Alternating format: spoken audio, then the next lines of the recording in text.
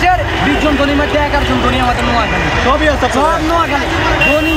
তারপরে রেমিটেন্সের ভিতরে বাংলাদেশের 40% আমাদের নোয়াখালীতে আছে।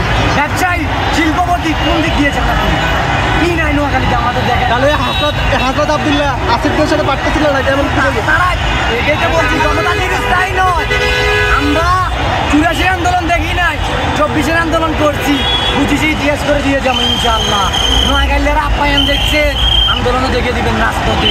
দাবি চলছে, আমাদের দাবি না মানা পর্যন্ত আমরা ঘরে ফিরছি না। তো আমাদের দাবি মানতে হবে। নোয়াখালী বিপক্ষে এই জন্য রাস্তা আটকেছি।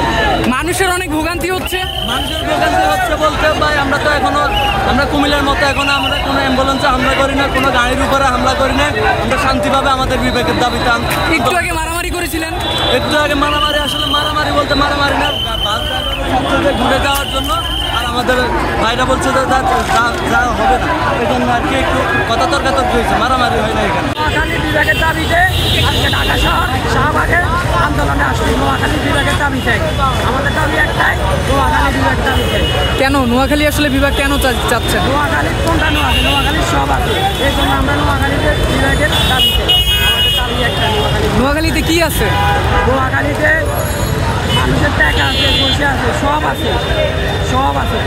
টাকা পয়সা তো সবারই আছে, আপনাদের কি আছে বললেন? কি আছে আমাদের বলেন বলেন, সমস্যা নাই, কি আছে?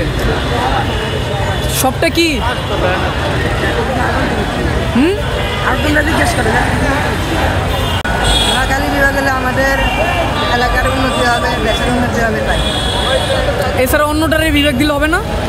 হবে, দেখ আমাদেরটা আমাদের দিতে হবে আলাদা। নোয়াখালী চাঁদপুর ফেনী নিয়ে আমাদের দিতে হবে। আর আমাদের দাবি একটাই, নোয়াখালী বিভাগ। কেন দিবে? কি আছে আপনাদের? আমাদের সবই আছে, আরও সামনে কি আছে? কি টাকা পয়সা সবই তো আছে নোয়াখালী, এই জন্য আমাদের বিভাগটা